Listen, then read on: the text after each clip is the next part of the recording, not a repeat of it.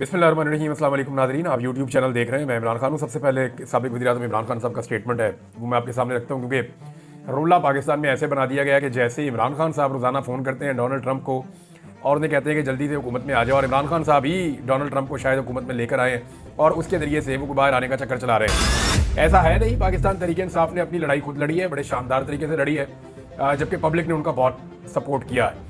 इससे पहले नवाज शरीफ साहब ने जब एस्टेब्लिशमेंट से लड़ाई लड़ी तो पब्लिक की सपोर्ट उनके साथ नहीं थी, क्योंकि लोगों को ये लगता था कि मियाँ साहब की जो लड़ाई है वो उनके अपने ज़ाती इक़्तिदार के लिए है, और बाद में ये साबित भी हुआ। लेकिन इमरान खान के साथ लोगों ने लाजवाल किस्म की एक तारीख रकम की है मुज़ाहमत की। अभी इमरान खान साहब का जो स्टेटमेंट है वो बड़ा क्लियर है। उनकी बहन ने वो स्टेटमेंट बाहर निकल कर दिया जेल में जब मुलाकात की। उन्होंने कहा कि एस्टेब्लिशमेंट या किसी मुल्क के कहने पर डील नहीं करूँगा। अडियाला जेल के बाहर अलीमा खान साहिबा ने बताया कि इमरान खान ने कहा कि अदलिया का मजाक बना दिया गया है, मैं हर केस लड़ूंगा। जब केसेस लड़ रहा हूं तो मुझे डील करने की जरूरत क्या है?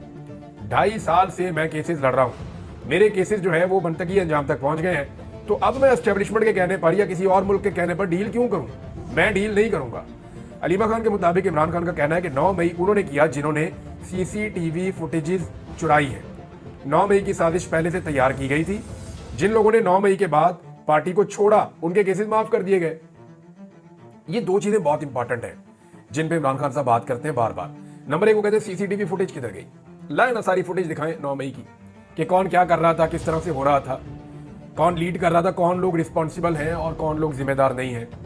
ये वो फुटेज इमरान खान साहब बार बार मांगते हैं, लेकिन वो मिलती नहीं है। अब आप ये देख लीजिएगा, मैं आपको पहले दिन से कह रहा हूं कि 26 नवंबर की सीसीटीवी फुटेज इस्लामाबाद की बहुत इंपॉर्टेंट है, लेकिन एक वक्त आएगा कि पता चलेगा कि वो फुटेज नहीं है और इसको अनाउंस कर दिया जाएगा, एक वक्त आएगा। अच्छा, इमरान खान साहब ने कहा जिन लोगों ने, दूसरा जो इंपॉर्टेंट नुकता है वो बहुत डिस्कस हुआ पाकिस्तान में, जिन लोगों ने पार्टी छोड़ दी वो कैसे हो सकता है कि वो बेगुनाह हो गए? यानी एक आदमी ने एक जुर्म किया है, भाई उसको जुर्म की सजा तो होनी है ना। अब जुर्म होने के बाद वो ये कहता है जी कि मैं आइंदा नहीं करूंगा, ठीक है, जो जुर्म आपने किया उसकी आप सजा काटे। जब जुर्म कर दिया वो ये कहेगा, ऐसा मुमकिन नहीं है ना। आप कुछ सहाफी वो टीवी पे बैठ के कह रहे हैं जनाब वो तो आर्मी चीफ की सवाबदीद है कि वो माफ कर दे, क्यों भाई? ऐसा तो नहीं हो सकता कि वो आर्मी चीफ का और जाती मामला तो नहीं था उस आदमी का कि आर्मी चीफ का उसने कर्जा देना था तो आर्मी चीफ ने कहा जी मैंने माफ कर दिया, तो ऐसे तो नहीं हो सकता। ये तो जो बयानिया बनाया गया, बयानिया तो ये कहता है कि अंदलीब अब्बास ने और मुराद रास ने और फरूक हबीब ने और बाकी बहुत सारे लोगों ने, इन्होंने रियासती इदारों के ऊपर हमला किया है, पाकिस्तान की दिफाई तनसीबात को नुकसान पहुंचाया है, यही बयानिया बनाया जाता है ना। तो भाई जब इन्होंने ये किया है तो आर्मी चीफ को और इनका जाती मामला तो नहीं है कि आर्मी चीफ माफ कर देंगे।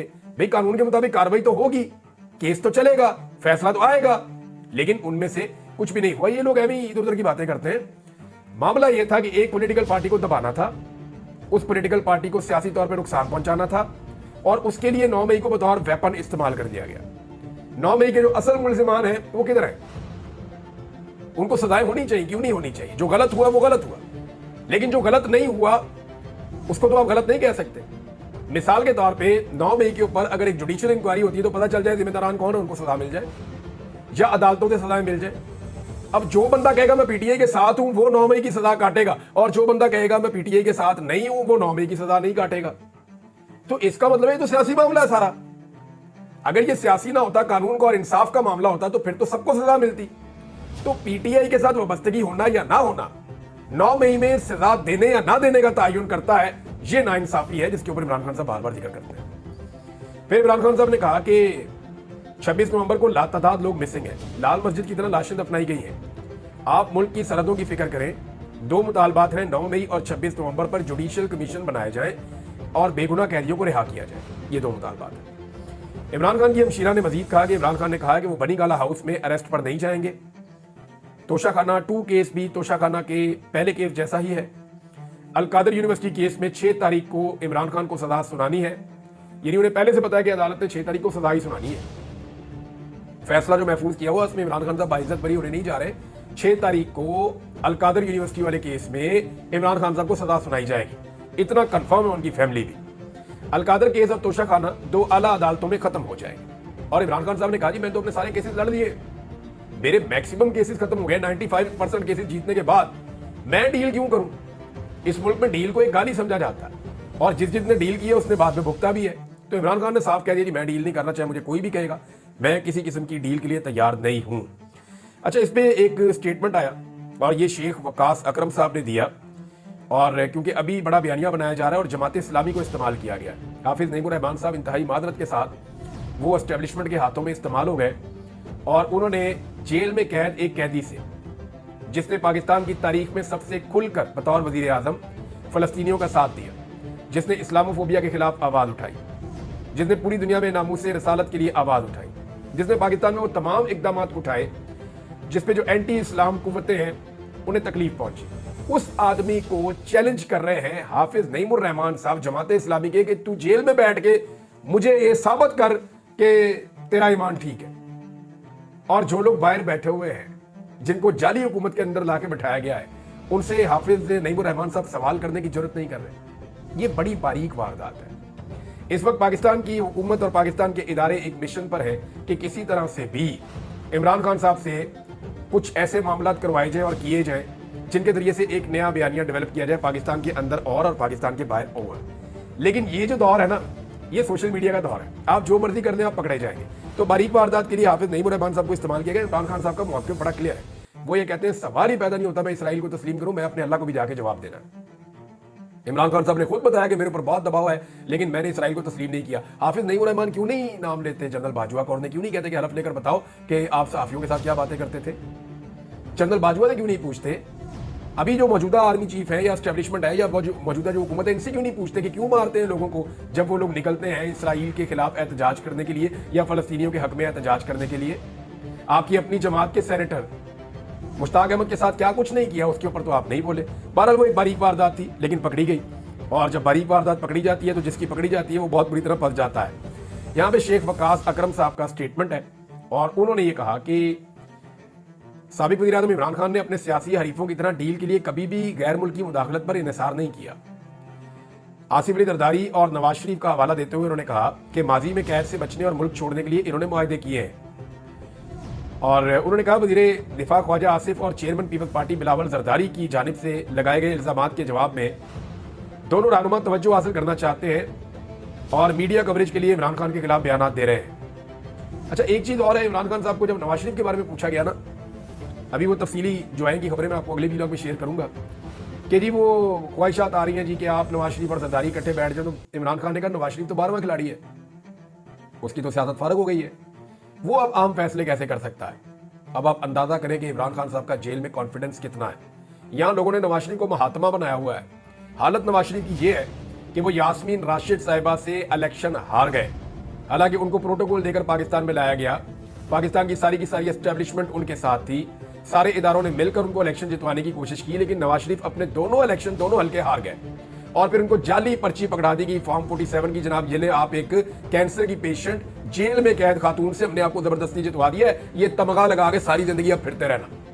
तो 12वां खिलाड़ी भी इमरान खान साहब ने जो है वो बड़ा रियायत कर दी मियां नवाज शरीफ साहब के साथ। वो तो टीम में ही सिलेक्ट नहीं हुए बेचारे, सिलेक्शन के अंदर ही फारिग कर दिया लोगों ने कि जनाब ये तो प्लेयर नहीं है, कबड्डी का प्लेयर है, इसको किधर क्रिकेट के अंदर आप लेकर आ रहे हैं। लिहाजा मियां नवाज शरीफ साहब जो है वो तो काफी हद तक फारिग। और इमरान खान साहब की जेल के अंदर से बैठ के स्टेटमेंट से आपको अंदाजा हो जाना चाहिए कि इमरान खान साहब मियां नवाज शरीफ साहब को अभी क्या समझते हैं। बहरहाल शेख वकास अकरम ने कहा कि ये इमरान खान साहब को कभी कहते हैं ये इसराइल का सासा है, यानी कभी ये कहते हैं कि ये यहूदी एजेंट है, कभी ये कहते हैं जी ये तालिबान का एजेंट है। यानी सारा जितना का जितना आलमी हालात है ना, उनको सारों को गड़बड़ कर दिया, अजीबो गरीबी सूरत पैदा कर दी है। यानी सेम टाइम में इमरान खान जो है वो बड़ा कट्टर मजहबी आदमी होता है और तालिबान का एजेंट होता है। सेम टाइम के अंदर जो है इमरान खान जो है वो मजहबी शिद्दत पसंद होता है और सेम टाइम पे वो यहूदियों का एजेंट भी बन जाता है। और सेम टाइम में इमरान खान अमेरिका से ताल्लुकात भी खराब कर रहा होता है और सेम टाइम में अमेरिका इमरान खान की मदद भी कर रहा होता है। यानी मेरी समझ से बाहर है कि इनकी अकल घास चढ़ने गई है।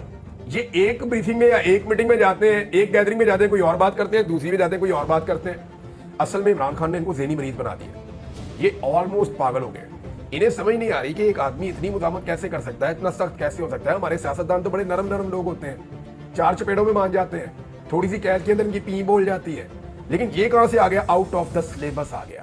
पहले आपको बताया था कि Imran Khan out of the syllabus आ गया और जो आउट ऑफ द सिलेबस इनके सामने शख्सियत आकर खड़ी हो गई है, उसका कोई जवाब अब इनके पास मौजूद नहीं है। नाज़रीन, इस वक्त जो सहाफ़ी हुकूमत के नहीं बल्कि एस्टेब्लिशमेंट के बहुत करीब है और एस्टेब्लिशमेंट से लाइन लेते हैं, अगर आप गौर करें तो गुज़िश्ता चंद दिनों से वो ये कह रहे हैं कि इमरान खान साहब के साथ मुज़ाकरात कामयाब हो सकते हैं इस सूरत में कि वो थोड़ा सा पीछे हट जाए। बल्कि इमरान खान साहब को ये कह रहे हैं अगर वो आवाम से मोहब्बत करते हैं तो थोड़ा पीछे हट जाएं, अगर वो पाकिस्तान से मोहब्बत करते हैं तो थोड़ा पीछे हट जाएं। इमरान खान साहब मुल्क की खातिर थोड़ा पीछे, उनको ये समझ आ गई है कि अपनी आज़ादी के लिए तो ये आदमी पीछे हटने वाला नहीं है। तो अब इसके ऊपर दबाव डालोगे आवाम की खातिर हट जाए, तो आवाम की खातिर तो वो डट कर खड़ा है। अब मामला ये है कि सब ये चाहते हैं कि इमरान खान साहब कुछ एक स्पेसिफिक टाइम पीरियड के लिए, कभी वो टाइम पीरियड 6 महीने तक भी आ जाता है, कभी 2 साल तक चला जाता है, कभी 1 साल तक चला जाता है, वो वेरी करता रहता है। लेकिन सब ये चाहते हैं कि इमरान खान साहब जब बाहर निकले तो कुछ अरसे के लिए वो हुकूमत गिराने की किसी भी तहरीक का हिस्सा ना बने, ना किसी तहरीक को शुरू करें, और इमरान खान साहब हुकूमत को फ्री हैंड दें और उन्हें काम करने दें। हालांकि ये हुकूमत जब तक रहेगी पाकिस्तान की इकोनॉमी को बर्बाद करेगी, क्योंकि मेरे पास एक और डाटा है साल 2024 का, और 2024 के साल में आपको पता है पीडीएम सरकार रही है, यही वाली हुकूमत। तो इन्होंने जो कर्जा लिया ना इस साल, वो 3,919 अरब का कर्जा लिया है। 3,919 अरब का कर्जा इन्होंने लिया है। इसको अगर आप 365 पे तकसीम करें ना, तो ये पाकिस्तान की वफाकी हुकूमत की बात मैं कर रहा हूं। हालांकि तालीम, health, transportation, law and order, बेशुमार चीजें जो है सूबे अपने खुद चलाते हैं, वो खर्चा अलग है। वफाक ये खर्चे नहीं उठाता। वफाक की दाखिला पॉलिसी, खारजा पॉलिसी, दिफा पॉलिसी, कुछ और चीजें, इसके अलावा वफाक कुछ नहीं। और लोग जो टैक्स देते हैं वो पैसा अलग है।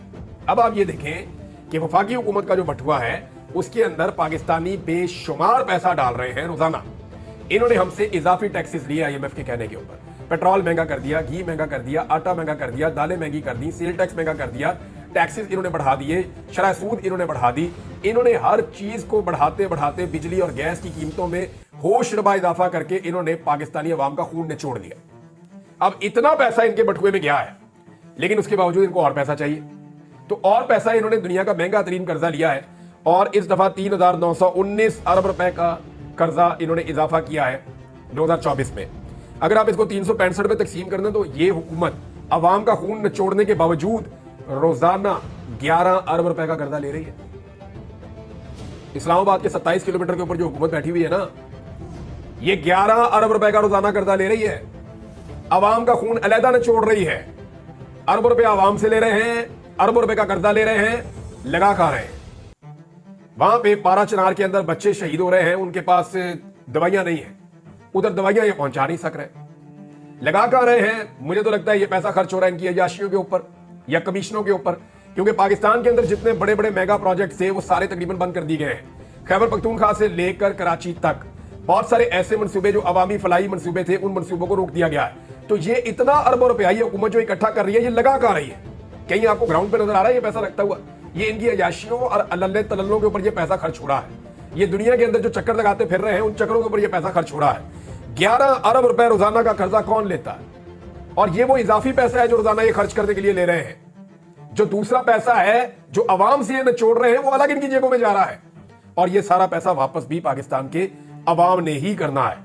नाज़रीन, 2024 का जिक्र हुआ तो फिर मैं 3 तारीखें आपको बताता हूं। 3 ऐसे फिगर है 2024 में जिन्हें कई दहाइयों तक भुलाया नहीं जा सकेगा। ये नहीं आपके बहुत साल गुजर जाएंगे, लेकिन ये 3 फिगर आप भूल नहीं सकेंगे जो 2024 में सामने आए। एक 8 फरवरी 2024, इलेक्शन का दिन, इनकलाब का दिन, तो उसको आप कभी नहीं भूल पाएंगे। एक फिगर है 47, ये फॉर्म 47 का फिगर भी आप कभी नहीं भूल पाएंगे। ये बड़े लंबे अरसे तक पाकिस्तान के साथ चलेगा, क्योंकि पाकिस्तान की तारीख की बदतरीन धांधली हुई है। और एक फिगर है 26 नवंबर 2024, जब कत्लेआम किया गया डी चौक में, और इस हवाले से अभी कुछ और स्टेटमेंट भी सामने आ रहे हैं। शाहीन सहबाई साहब ने एक स्टेटमेंट दिया, मुझे फोन आया था, ये जो ओन अब्बास बप्पी साहब के कोई पीए है, मुबशर साहब, उनका भी फोन आया, कहते जी हम भी गए थे उनके घर और हमने मालूमात इकट्ठी की है कि वहाँ क्या चल रहा है। तो वो जो मालूमात बता रहे हैं वो तो बड़ी खौफनाक है। उन्होंने बताया कि वाकई उस बंदे को गोली लगी है, और गोली के साथ उसकी शहादत हुई है, और उसकी लाश अकड़ी हुई थी, उसके आसपास का सारा ब्लड जमा हुआ था, और वहाँ पे और भी लाशें देखी गई हैं। वो कह रहे हैं जी इसके ऊपर हम तहकीकात कर रहे हैं, मजीद इन्फॉर्मेशन आपके साथ शेयर करेंगे। शाहीन सहबाई साहब ने एक स्टेटमेंट दिया इस बारे में। वो ये कहते हैं कि अब तो अस्पताल से लाशें भी निकलना शुरू हो गई हैं। अवाम को गोलियां मारकर शहीद तो किया गया है, लाशें छुपा ली, अस्पताल पर फौज लगा दी, और सहाफियों का दाखिला बंद कर दिया था, मगर खून खुद बोलता है। एक लाश वापस की और दर्जनों लाशों की मौजूदगी का सुराग मिल गया। एक ताबूत में 3-3 लाशें रखी हुई हैं। कहाँ हैं सारे जज और इंसानी हकूक के चैंपियन जो हजारों डॉलर दुनिया भर से वसूल करते हैं? अब ये सवाल जनाब उन्होंने उठाया है। कुछ चीज़ें जो है वो मुझे मजीद इस बारे में पता चली हैं, लेकिन मेरे ख्याल में हमें इंतजार करना चाहिए। पाकिस्तान तहरीक इंसाफ को इसके ऊपर एक अपना मौक़िफ़ लेना होगा ऑफिशियली, लेकिन अभी तक तहरीक इंसाफ ने इसके ऊपर कोई अपना ऑफिशियल मौक़िफ़ पेश नहीं किया। नाज़रीन, एक और खबर है वो ये है कि पाकिस्तान के वज़ीर दिफा ख्वाजा आसिफ ने और अपोजिशन लीडर उमर अयूब ने, हैरत अंगेज चीज़ है, दोनों ने पाकिस्तान की इंटेलिजेंस एजेंसियों पर कड़ी तनकीद की है। हैरत अंगेज तौर पर इन दोनों के बयानात में बॉर्डर पर सिक्योरिटी और इंटेलिजेंस की सूरत हाल पर अदम एतमाद का इजहार दिखाई देता है। दोनों के जरा बयानात आप देख लीजिए कि उमर अयूब साहब ने क्या कहा और फिर आप देखिए कि ख्वाजा आसिफ साहब ने क्या कहा। तो नाज़रीन, ख्वाजा आसिफ साहब का स्टेटमेंट है कि बशाम में जो चीनी इंजीनियर पर हमले में इस्तेमाल होने वाली गाड़ी चमन के रास्ते पाकिस्तान में दाखिल हुई। 10 दिन बारूद से लदी हुई गाड़ी फिरती रही। रास्ते में जो चेक पोस्टें हैं उनमें कौन लोग हैं, इन चेक पोस्टों के से गंदम भी स्मगल होती है और तेल भी स्मगल होता है। वज़ीर दिफा ख्वाजा आसिफ के फौज पर इल्जामात, ये अमजद खान साहब ने इसको ट्वीट किया और ये हामिद मीर साहब के साथ ख्वाजा आसिफ साहब ने बात करते हुए ये स्टेटमेंट दिया। इसी नुक्ते के ऊपर अब मैं आपको सुनाता हूं कि उमर अयूब साहब क्या कह रहे हैं। उमर अयूब साहब कह रहे हैं कि बॉर्डर पर पटवारी या गर्दावर तो चेकिंग नहीं कर रहा, तकरीबन 550 अरब रुपए का पेट्रोल स्मगल होकर आता है। 550 अरब रुपए का पेट्रोल ये स्मगल होकर आता है। वो रेडियो खच्चरों गधों पर तो नहीं आता। इंटेलिजेंस के एहलकार जब मीडिया के पीछे मसरूफ होंगे तो इस गैर कानूनी काम को वो कैसे देखेंगे। यानी यहां पे भी तनकीद आई है। मैं इससे बड़ी एक चीज आपको और बताता हूं नाज़रीन, आज से तकरीबन ये बात है 2-2.5 माह पहले की। मुझे कुछ लोगों ने कुछ फैक्ट्स बताए और मैंने कहा जी मैं ट्रैवल करके देखना चाहता हूं। और मैंने फिर खैबर पख्तूनख्वा से लेकर बलूचिस्तान के कुछ कबायली इलाके वहां पे एक दफा ट्रैवल भी किया था। पहले भी मैंने एक दफा किया था, तो दोबारा मैंने एक दफा ट्रैवल किया और मेरे पास वो सबूत मौजूद है। मैंने उनकी कुछ तस्वीरें और वीडियोस बनाकर रखी हुई हैं और वो मैं इंशाल्लाह आपके सामने रखूंगा जब वक्त आएगा, क्योंकि उसके ऊपर मैं पूरी एक डॉक्यूमेंट्री बना सकता हूं।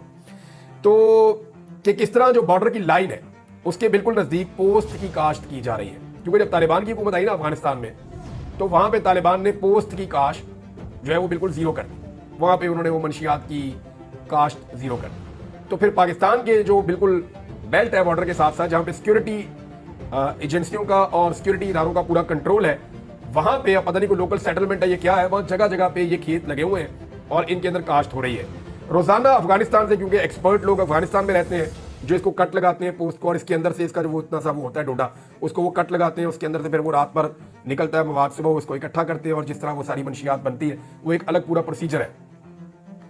तो वो जो अफगानिस्तान में एक्सपर्ट्स हैं जो ये काम करते हैं, लेबर वहां पे है, तो वो लेबर रोजाना हजारों की तादाद में पाकिस्तान दाखिल होती है पूरे बलूचिस्तान और अफगानिस्तान के बॉर्डर से, और इवन आपके खैबर पख्तूनख्वा में भी वो वहां से यहाँ दाखिल होते हैं, यहाँ पर आकर सारा दिन काम करते हैं, 2 दिन रहते हैं, 3 दिन रहते हैं, फिर वो वापस जाते हैं, फिर वो वापस आते हैं। रोजाना की बुनियाद पर हजारों आदमियों की आमदरफ्त होती है मंशियात की काश्त के लिए और मंशियात की फसल को काटने के लिए, उसमें से मंशियात निकालने के लिए, और फिर उसकी ट्रांसपोर्टेशन भी होती है। अच्छा, जब मैंने ये सवाल किया 1-2 लोगों से कि ट्रांसपोर्टेशन कैसे होती है, उन्होंने कहा जी जो हमें लगाने की इजाजत दे रहे हैं वही ट्रांसपोर्टेशन भी करवा रहे हैं। उन्होंने कहा यहाँ पे रोजाना ये सिक्योरिटी फोर्सेज हमारे चारों तरफ है, हमें तो कोई मना नहीं करता ये काम करने से। तो ये सवाल जहाँ पे और बहुत सारे उठे, वहां पे ये भी एक सवाल है मेरे ख्याल में, इसके ऊपर तवज्जो देनी चाहिए। और अगर ये लोकल सतह के ऊपर कुछ लोग कर रहे हैं या जो लोकल वहां की सिक्योरिटी फोर्सेज है वो इस काले धंधे के अंदर इन्वॉल्व हैं और मंशियात की स्मगलिंग में पाकिस्तान को बदनाम कर रहे हैं, उनकी कास्ट में पाकिस्तान को बदनाम कर रहे हैं, तो इसके ऊपर नोटिस लेके इस मामले को रोकना चाहिए। और चीज़ें शेयर करता हूँ बाद में, अब तक लेते हैं, अपना ख्याल रखिएगा, अपने चैनल का भी। अल्लाह हाफ़िज़।